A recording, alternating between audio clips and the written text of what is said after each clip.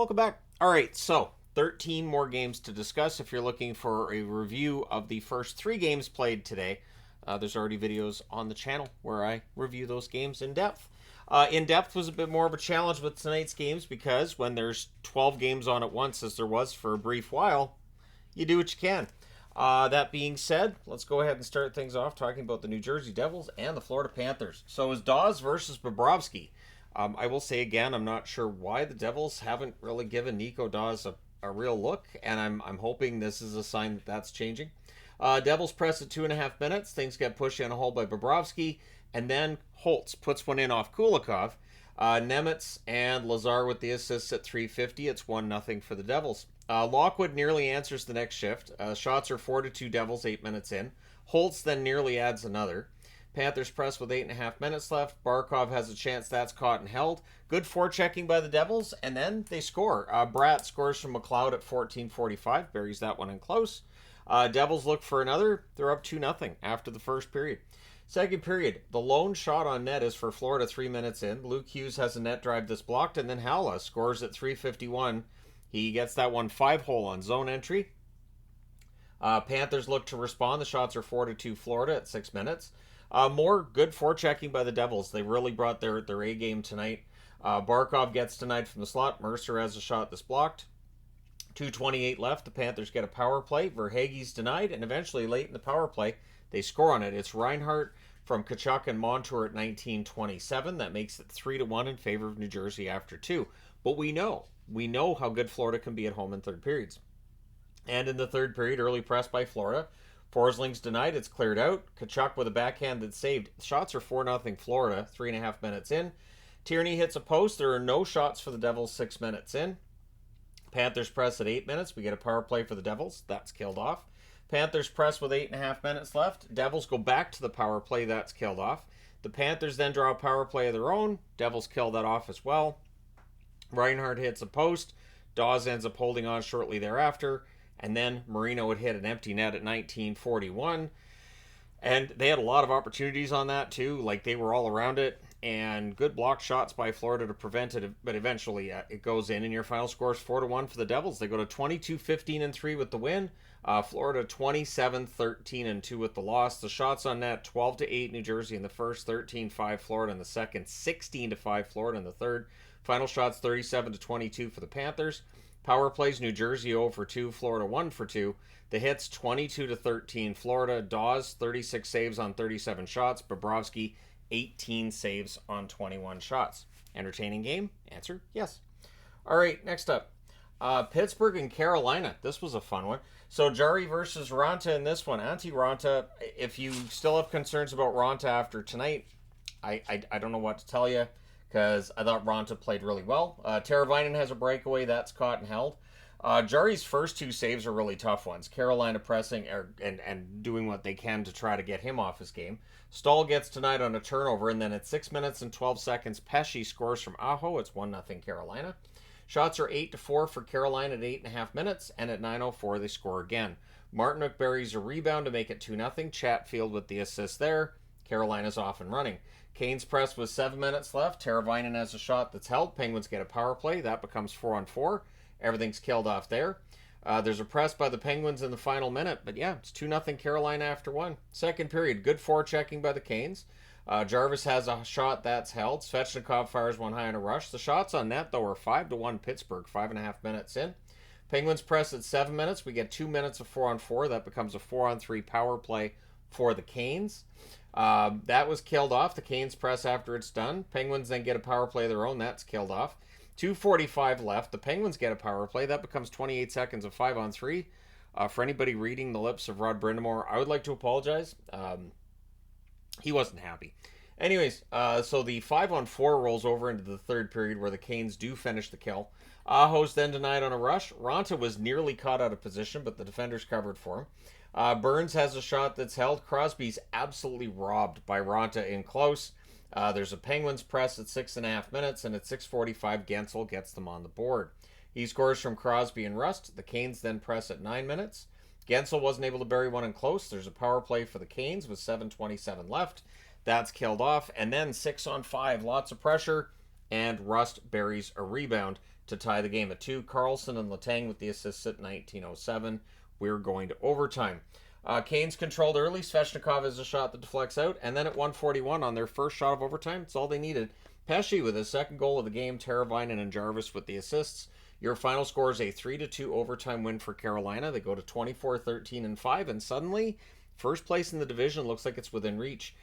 Pittsburgh 20-15-6 with the overtime loss. Shots on net 16-10 Carolina in the first. 16-8 Pittsburgh in the second. 14-10 Pittsburgh in the third. Carolina had the only shot of overtime. That was it. That's all they needed. Final shots 40-35 for Pittsburgh. Power plays Pittsburgh 0 for 4. Carolina 0 for 3. The hits 14-12 Pittsburgh. Jari saved 32 out of 35. He was very good. Ronta saved 38 out of 40 at the other end. You know, it's weird. The floor out here doesn't creak. So I keep waiting for it. I've gotten so used to a creaky floor on the main set that it's weird not having a creaky floor. Anyways, next up. The 180s game today was Seattle and Columbus. This game was not the best defensive game, but it was entertaining. So Decord versus Tarasov, early press by Columbus. Kraken get pinned down, slow start, and they allow the first goal. At 1:41, Provorov scores from Fantilli, so you felt that one coming. That was the third shot, Kraken with none at that point. Columbus presses for another. We get a power play for the Blue Jackets. That's killed off. Then there was a shoulder save on Beniers. That was the only shot that Seattle had through 7.5 minutes. Columbus had 6 shots. Things get pushed in a hole by Tarasov. And then at 11:37 on a nice stretch pass, Eberle ends up putting it in the net from Larson and Tatar. And not long after, Columbus answers and gets the lead back. And it's Provorov tipping one in.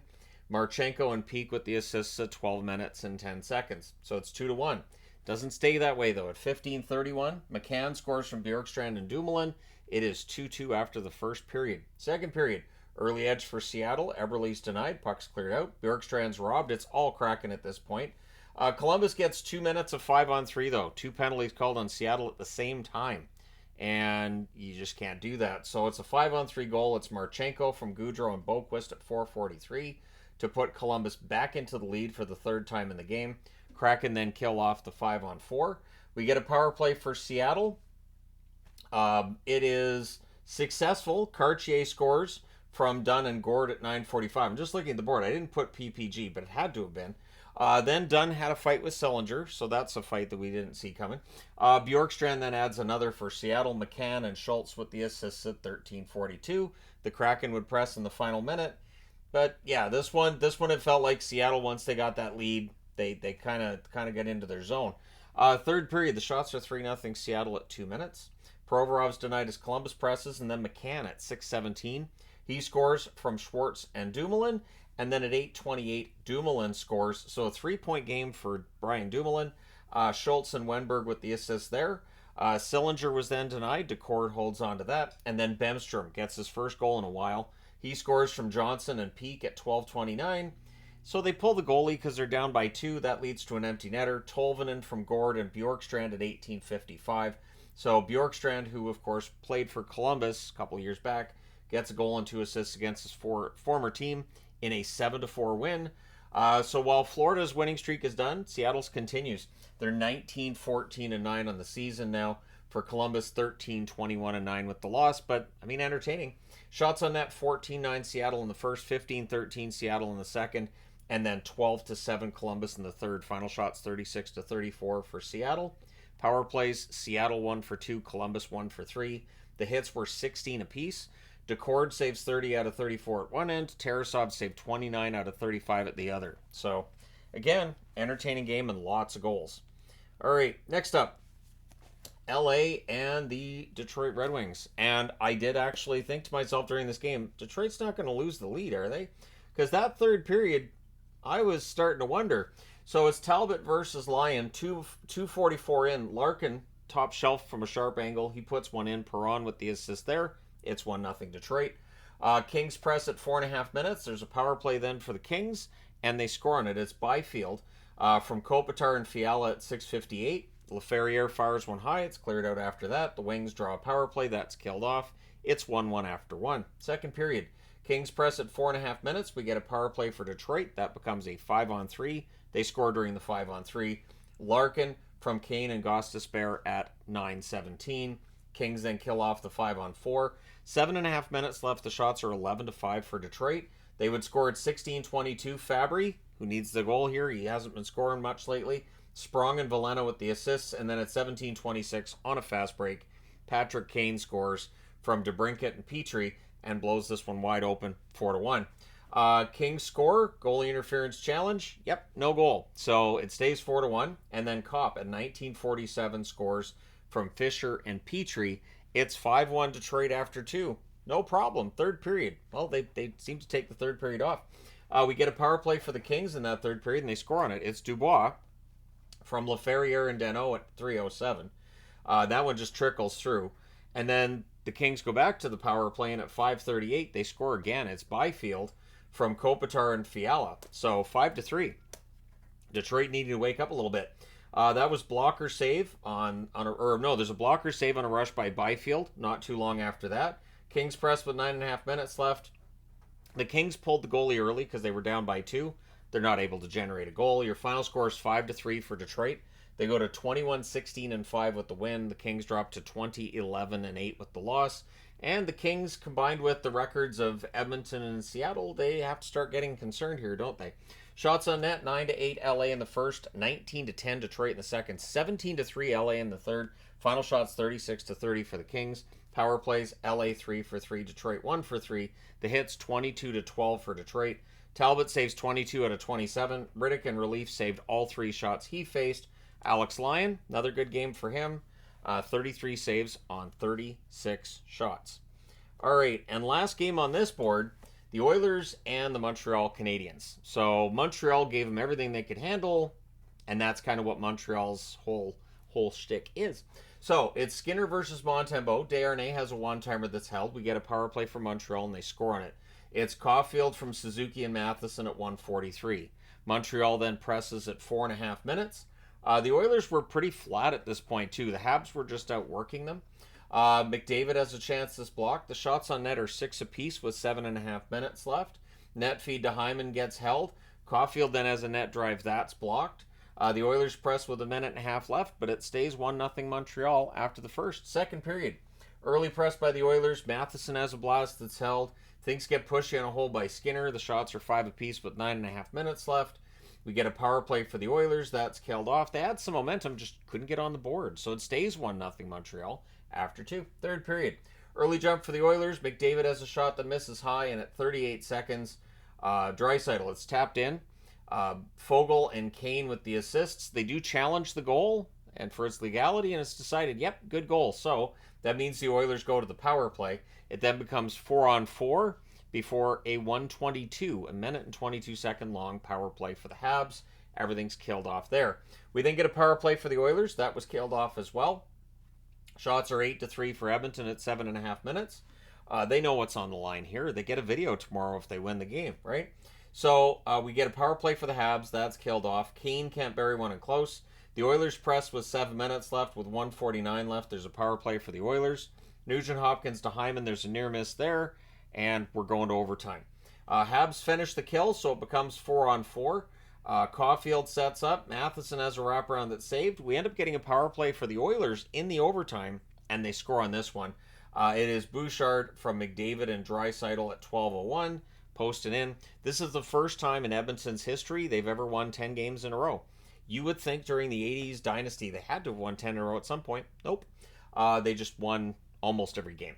So your final score is 2-1 in overtime for the Oilers. They go to 23-15-1, so 10 wins in a row. They were 13-15-1 at the start of this. The Montreal Canadiens 17-18-7 with the overtime loss. Shots on net 9-6 Edmonton in the first, 12-9 Edmonton in the second, 19-8 Edmonton in the third. In the overtime, both teams had one shot. Edmonton's the one that matters. Final shots 41-24 in favor of the Oilers. Power plays Montreal 1 for 5. Montreal 1 for 4. Edmonton 1 for 5. The hits 15-11 for Montreal. Easy for me to say. Skinner saved 23 out of 24. Another strong performance from Stuart Skinner. And Montembeault showing why he's the starter. 39 saves on 41 shots for Montreal. And now I need to change boards. All right, so Ducks and Tampa Bay. Tampa Bay getting things rolling here. The Ducks not so much. It's Dostal versus Vasilevsky. Shots are 3-2 for the Ducks 3 minutes in. Anaheim presses at 3.5 minutes. Hagel has a rush chance. That's defended. A net feed to Stamkos gets picked off. The Ducks press with 6 minutes left. Point, he's denied on a rush. McTavish has a wraparound that's saved. It's scoreless after 1. And honestly, I thought Anaheim played a really good first period, but they couldn't maintain it. Second period, the Ducks press at 1.5. Johnston and Watson are kind of unfriendly. The Bolts come out with a power play from that. And at 5:09, Hedman scores on the power play from Stamkos and Kucherov. Eyssimont then nearly adds one the next shift. Bolts press at 8 minutes. DeHaan has a slapper that's blocked. Tampa Bay ends up drawing a power play during that exchange. And at 10:56, they score again on the power play. It's Stamkos from Point and Kucherov. Then the Ducks get a power play, which leads to a lot of booing from the crowd. But come on. I mean, Tampa Bay had 2 power play goals. Give Anaheim a shot. And they score on the power play as well. Vetrano with his 21st. From Fowler and Strome at 13:20. Can't wait to see Vetrano in those really, really ugly All-Star jerseys. Bolts look to answer. There's a power play for Tampa. They score on it. It is Stamkos from Kucherov and Radish at 14:47. Seriously, I think they're just hideous. 3-1 for Tampa. There's no way I will get, though. That's just no. So we go to the third period with Tampa Bay leading 3-1. Hagel has a rush chance. That's defended. Things get brawly on a hold by Dostal. The Ducks come out of that with a power play. Power play's killed off. Tampa Bay presses after. We get another power play for the Ducks. That's killed off. And then at 9:06, DeHaan scores unassisted.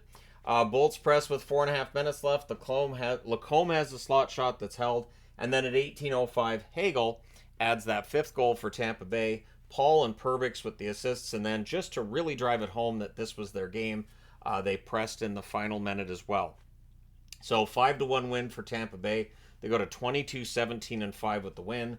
The Ducks 14-27-1 with the loss. Shots on net were 11 apiece in the first, 14-5 Tampa in the second, 16-4 Tampa in the third. Final shots 41-20 for Tampa Bay. Almost gave Anaheim 10 extra shots. Power plays, it was Christmas last month. I'm not doing it. Anaheim 1 for 3 on the power play. Tampa Bay 3 for 3. So that's definitely that's the Tampa Bay power play showing what it can do. Hits 27-17 for Anaheim. Dostal saved 36 out of 41, and Vasilevsky saved 19 out of 20. When I try to get through this, because I'm thinking ahead to like, okay, I got to do the power rankings, I got to do it, I always end up messing up what I'm saying, and it just takes longer. And then I got to explain it like this, which just makes it take longer. I don't think it works. All right, that being said, moving along. So the Colorado Avalanche and the Toronto Maple Leafs. You know, after the first period of this game, I honestly said out loud, it is nice that the Leafs are playing against a Stanley Cup contender and showing that they belong with the contenders. And then by the end of the game, I was kind of left thinking, I don't know. So it's Georgiev versus Jones. The shots are 2-0 Avs at 3 minutes. Gerard fires one wide on a faceoff win. And then on their second shot, Toronto scores. It's Domi from Giordano and Liljegren at 6:23. Point shot deflects in. And, the Leafs then press at 9 minutes. They have some momentum. The Avs are pinned down. Marner's denied and close. McKinnon has a rush that leads to a press by the Avs. They don't score during that. And then Morgan Rielly at 10:47. Great end-to-end play. Individual effort. That was a great goal for Rielly. It's 2-0 Toronto. Johansson nearly answers, but at 15:04, Liljegren scores. He gets a goal from Holmberg and Giordano. The Avs press with 4 minutes left. There was a shoulder save on Liljegren as the Leafs press. It's 3-0 Toronto after 1. Second period, Avs had the early chances. They end up getting a power play, and they score on it. It's Drouin from Colton and McKinnon at 5:27, and that was during another delayed call, meaning Colorado goes right back to the power play.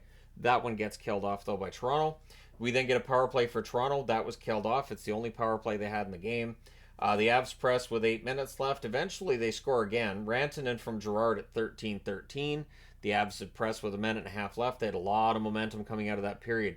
So the Leafs are ahead by 1 going into the third period. All they had to do was lock it down. There's a near miss from Makar. The Avs get a power play. That ends up being killed off, but eventually Colorado does tie it. Cogliano, with his first goal in 23 games, scores from Manson and O'Connor at 7:35. Matthews to Nylander attempt gets picked off. Gregor fires one high in a rush. We get a power play for Colorado. That's killed off. Rielly has a wraparound chance that's blocked. And then McKinnon puts Colorado ahead. He scores from Rantanen and Drouin at 16:35. And he buries it after the Leafs were pressing. So it was kind of against the flow of play. Big save at one end, and he goes down and scores at the other. They pull the goalie looking for the tie, and instead at 19:53, Ross Colton hits the empty net from Johansson and Kiviranta, and your final score is 5-3 for the Abs. Shots on net are 15-7 for Toronto in the first, 13-8 Colorado in the second, 13-6 Colorado in the third. Final shots 33-29 for the Colorado Avalanche, who are now 28-12-3. Toronto drops to 21-11-8 with the loss. Power plays, Colorado 1 for 4, Toronto 0 for 1. Both teams with 29 hits in this game. Georgiev 26 saves on 29 shots, and Martin Jones 28 saves on 32 shots for the Toronto Maple Leafs. So again, I don't know what this says about the Leafs and where they are right now, but they had a 3-3 goal lead after the first. It just feels like it's a game they might regret later on. All right, moving along. Philadelphia, the Jets at home tonight against Philly. I'm sure that in the preview, almost everybody was taking the Jets, but hey, Erson's a pretty good goalie. So it's Ersson versus Hellebuck. We get a power play for the Jets. Morrissey gets denied. Ersson holds, and that power play is killed off. Shots are 3-1 Winnipeg at 4 minutes. Things get pushy on a hold by Ersson. And then Ehlers is denied on a rush. Lowry has a shot that's blocked from the slot. Jets get zone time, but the Flyers are blocking. They're doing a good job of keeping Winnipeg to the outside and blocking shots. Konechny has a screenshot that's held, and then during the pressure just keeps going, and Cam Atkinson scores from Paling at 14:47. Flyers then look for another. Ehlers has a rush chance that's blocked. Pressed by the Flyers with a minute and a half left, and they're up 1-0 in Winnipeg after the first period. They had to feel pretty good about that. And they outplayed the Jets. And in the second period, it continued. So we get a power play for Philly early on, and they score on it at 2:52. It's Atkinson with a second of the game from Frost and York. The Flyers then press at 4 minutes. We get a power play for Philly. That's killed off. With 1:10 left, the Jets get a power play. Morrissey has a buzzer beater that's blocked. Things are kind of chatty between the teams at the horn. It's 2-0 Philly after 2. Third period, the shots are 5-2 for Winnipeg, 6.5 minutes in. They did everything they could. They just could not solve Ersson. Ersson was really becoming the story. Niederreiter fires when wide, the rebounds held. Jets press at 7.5 minutes. The ref is told that he sucks over a non-call. But, I mean, the Jets had 3 power plays tonight. It just wasn't going in for them. So Perfetti's denied on fast break. The Jets press with 8.5 minutes left. There's more pressure by the Jets with 5 minutes left. With 1:59 left, the Flyers ice the puck with the goalie pulled. And with 1:15 left, the Jets call a timeout before they go to another power play, which is a 6-on-4. And Ersson makes the saves he needs to in that final minute and gets the shutout. That's the Tony the Tiger Magnet. A 2-0 win for the Flyers. They go to 23-14-6 with the win. The Jets 28-10-4 with their first loss in a while. Shots on net, 15-11 Winnipeg, or 15-11 Philly in the first, 16-11 Philly in the second, 13-5 Winnipeg in the third. Final shots, 36-35 for the Flyers. Power plays, 1 for 2 for the Flyers. That power play's getting better. That's the Drysdale effect. Winnipeg 0 for 3 on the power play. And the hits, 27-16 Winnipeg. Ersson, 35 saves on 35 shots. Hellebuck, 34 saves on 36 shots. So the Jets, winning streak, it's gone. That's 2 winning streaks that were taken down. And I'm not saying my video had anything to do with it because the other 2 winning streaks kept going. So 50%. All right, that being said, moving along. Dallas and Chicago, the last one on this board, and the game that, of any of the games on this board, I paid the least amount of attention to because there were 12 games on at once. The most that I can track efficiently is like 8. Like that I'm actually watching, paying attention. Past 8 kind of turns into noise. So Wedgwood versus Mrazek in this one, we get a power play for the Stars. That's killed off, but they're leading in shots. They're leading in shots 4-1, 8 minutes in. Power play for Chicago, that's killed off. The shots are 5 apiece with 6 minutes left, and it didn't feel like it was a really exciting period of hockey. There's 14 shots. We're going to the second. 0-0 is still the score, and that's how Chicago likes it. They want to keep this just very few chances and not very many shots. So early press power play for Dallas, that was killed off in the second period. Shots are 6-2 for Chicago, 6.5 minutes in. So Chicago's been pretty good in second period since the Bedard injury. Wedgwood was the reason this is staying at 0-0, and I write that, and then he's out of the game, and in goes Ottinger, so hopefully Wedgwood's okay. Shots are 12-4 for the Hawks with 7.5 minutes left, and at 12:56, Kachuk scores for Chicago from Sanford, and that was after Ottinger got in the net. So again, I'm sorry for jinxing Wedgwood. Stars press with 2 minutes left. Marchman has a wraparound. That's blocked. We're going to the third period with the score 1-0 Chicago. In the third, early press by Dallas. Gutman has a chance. That's held. Lindell has a screenshot held. We get a power play for Dallas, and they score on it. It's Matt Duchesne staying red hot. Hintz and Robertson with the assists at 2:32. Mrazek nearly had that too.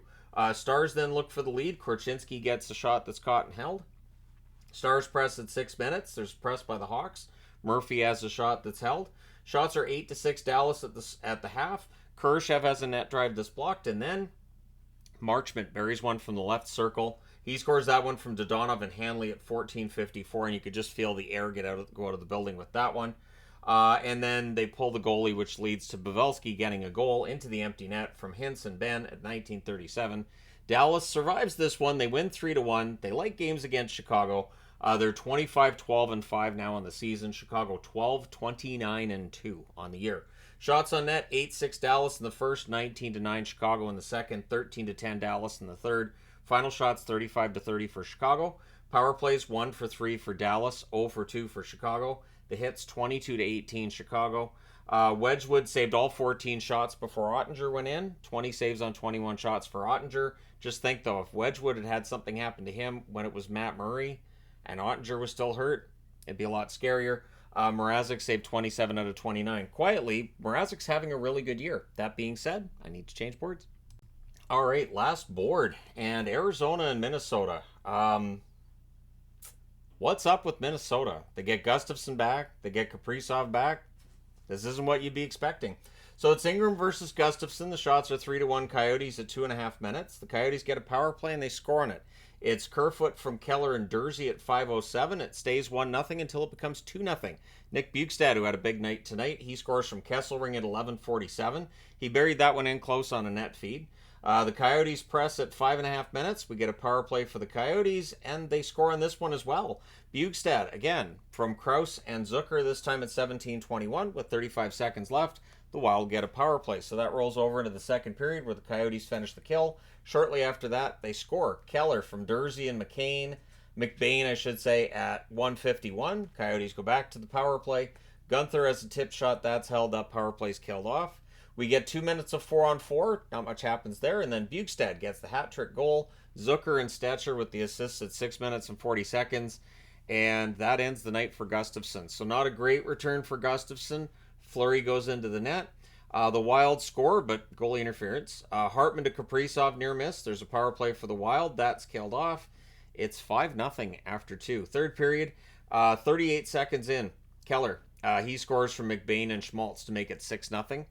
Johansson has a shot go high. We had a fight between Brown and Foligno. I think Foligno was just trying to fire up his teammates. I don't know. Shots are 3 apiece at 6 minutes. We get a power play for the Wild. That's killed off.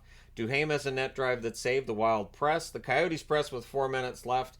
And the pressure late was all the booing. A lot of booing to ring in the ending of the game for the Wild and their fans. 6-0 is the final. So you have the Tony the Tiger magnet at the top and the No Mercy magnet down here. The Coyotes go to 21-18-2 with the very, very dominant win.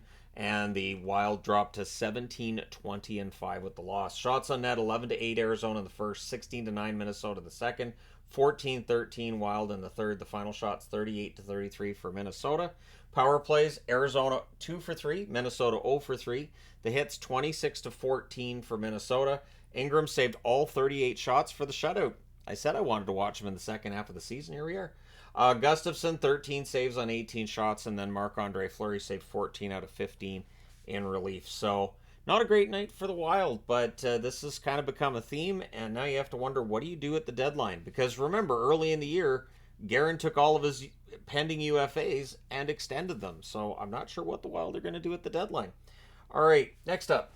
The Islanders and the Nashville Predators. I would like to thank this game for nothing happening. This is what happens when you put two teams up against each other who seem to enjoy nothing happening in a game, and fast games too. This game was much faster than the other 5 o'clock start. So it's Sorokin versus Saros. Engvall can't bury one in close. Halfway through the period, the shots are 6-2 for the Islanders. There's a press by Nashville with 4 minutes left. Both goalies were sharp in the first period. Horvat gets denied on a fast break. Josi has a rush. That's defended with 50.4 seconds left. The Preds go to the power play. So that rolls over into the second period. No score as of yet. And the Islanders finish the kill. We get a power play for the Islanders. That's killed off. The shots were only 4-3 for the Islanders with 9 minutes left. We get a power play for Nashville. That's killed off as well. It's just scoreless after 2. Third period. Islanders press at 2 minutes. Palmieri fires one high and close. There's a press by Nashville at 3.5 minutes. Shots are 3-0 Nashville at 4.5 minutes. So the Islanders were getting zone time. Couldn't get to the net. Lauzon has a shot that's held. Horvat then has a rush chance to deflect high. Barzal can't bury one. Preds clear. The shots are 7-0 for Nashville at 9.5 minutes. However, the Islanders score first. It's Pajot from Dobson and Clutterbuck at 12 minutes. So 1-0 there. Preds look to respond with 6:47 left. The Preds get a power play. Sissons has a shot that's held. The rebound's cleared. And in the closing seconds of the power play, Nashville scores. It's Evangelista from McDonough and Tomasino at 15:08. And then late seconds, like they remember the Dallas game, and they're like, let's do it to them. Carrier scores the 2-1 goal from Lauzon and Forsberg at 19:52. So the Islanders pulled the goalie. You got to try. And even though there was only 8 seconds left, Nashville hit the empty net. It's Parsonen from Josi at 19:59. So just as the clock's about to expire, your final score in this one's 3-1 for Nashville. They go to 24-18-1 on the season. The Islanders drop to 19-13-10 on the year. Shots on net, 9-7 Islanders in the first, 10-6 Islanders in the second, 15-6 Nashville in the third.